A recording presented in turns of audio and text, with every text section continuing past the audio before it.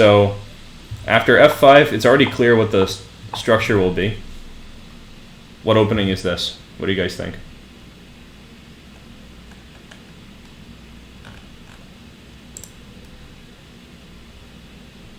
It's not London.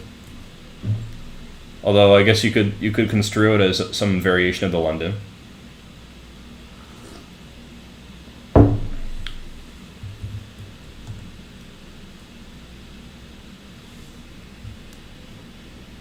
Yeah, this is kind of like a Dutch, but it's technically a stone wall. There are a few kinds of stone wall opening.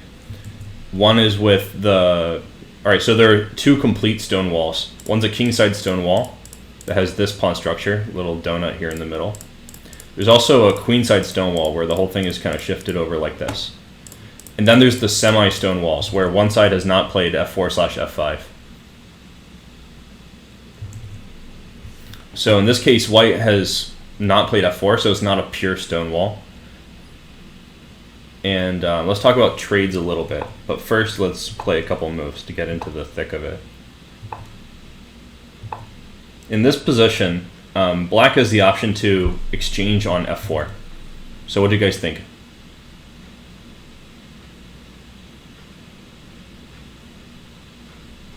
Chess Engine User says after e6 he always plays a silent move. I bet it's queen e2. Very silent.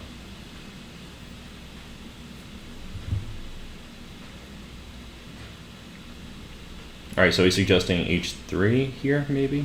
Or maybe he's talking about in his own opening. But what do you guys think? Should black take on f4 or no? Not here? Why not? I think Obama might change his trying to say knight e5. Oh no, for black, yeah, 94. So if you take on f4, it changes the position like this. Now white has doubled pawns, but the bishops are gone. So deciding who this favors is really the issue when you're doing some trades. We have to consider a lot of factors. And I'm going to get into the particular factors we should consider. Maybe, all right, we can start in this example actually. So in this case, we've given up our good bishop, the bishop that's on the opposite color of our pawns. Even though we've given them doubled pawns, is it worth it? Mozart, welcome. So they said black should never have played bishop d6 to begin with. Yes, I agree. They should have played bishop e7. I actually have that in my notes somewhere. But I want to just talk about this one exchange. I would evaluate it this way. So I've actually talked about positional evaluation in another video where I talk about how there's three basic things that essentially encompass all the factors of a position. There's material, king safety, and piece activity. So we need to think about how the exchange is impacting those things. But I think for strategic decisions, it's not the same as tactics, so we need to actually think a bit about the more nitty-gritty details, like the pawn structure, the better minor piece, these kinds of things. So here, in the position before the exchange, I would say that this was the better of black's two bishops. The majority of the pawns are on dark squares and they're pretty much fixed. So, I'm sorry, the majority are on light squares and they're pretty much fixed. So this bishop's kind of trash, at least for now. So it's better not to exchange off the other bishop, at least until we've resolved the issue with the other bishop. So bishop d6 is already a bad move. This is something people pointed out. We could play bishop e7. Although I still have a pretty bad opinion of this opening.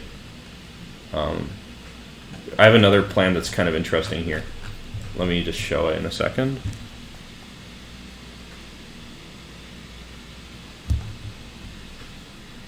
Okay, so after bishop e7, there's an interesting plan with bishop d3, castling queen c2. This is pretty natural placement for white's pieces in this opening, so I don't want to get into too much detail. And if they play knight e4, trying to stuff everything, we can play the move g4. So you guys could check this out for homework. After g4, white has a really active position. But after bishop d6, definitely it's a mistake to take on f4. If anything, we should actually just let them do it. I think if you castle, and they take on d6, this is a sort of better version. And the reason for that is, in this pawn structure that we get, white is actually able to capitalize on their activity even better than before, because even though they have doubled pawns, this pawn on f4 is not much of a weakness. They can easily guard it, and they're going to be able to use this open file. And that really just highlights the weakness of this pawn on e6. So we have to weigh all these different strategic factors whenever we are exchanging pieces. That's kind of my thesis today. So that's an active move, but I'm sorry, this is a move which impacts the activity of the pieces for both sides.